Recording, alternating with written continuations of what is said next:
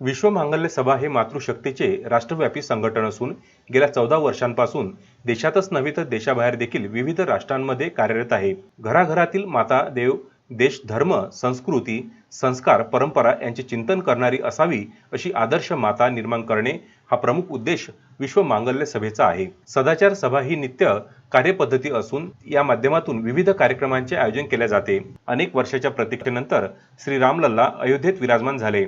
या अनुषंगाने श्रीरामनवमीचे औचित्य साधून कारंजा शहरामध्ये भव्य महिलांची व बालकांची दिंडी काढण्यात आली. दिंडीची सुरुवात श्रीरामाच्या पालखीचे पूजन करून करण्यात आली. विद्या भुतडा, किरण बगडे, स्मिता बर्डे, चेतना बुडे, किरण पापडे या सुवासिनींनी पूजन करून दिंडीची सुरुवात केली. दिंडीमध्ये लेझिम पथक, हरिपाठ, पावली पथक, भजनी मंडळ, पालखी, श्रीराम परिवार, महिलांची झाकी असलेला रथ समाविष्ट करण्यात आला होता.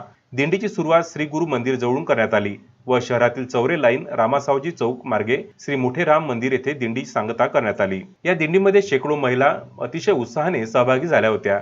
दिंडीची सांगता मोठे श्रीराम मंदिर येथे सामूहिक रामरक्षा पठणाने करण्यात आली. महत्त्वाचे म्हणजे कार्यक्रमाच्या शेवटी विश्व मांगल्य सभेतर्फे सर्व कारंजा शहरातील जनतेला मतदान करण्याचे आवाहन करण्यात आले. शहरातील नागरिकांनी दिंडीकरिता मोठा उत्साह दाखवला. जागोजागी दिंडीतील महिलांसाठी पाण्याची व्यवस्था, शरबताची व्यवस्था, लहान मुलांना बिस्किट, चॉकलेट व्यवस्था करण्यात आली. तसेच दिंडीच्या मार्गावर महिलांनी सडा सारवण रांगोळ्या टाकल्या होत्या. या दिंडीसाठी विश्व मांगल्य सभेच्या सर्व कार्यकर्त्यांनी अथक परिश्रम घेतले.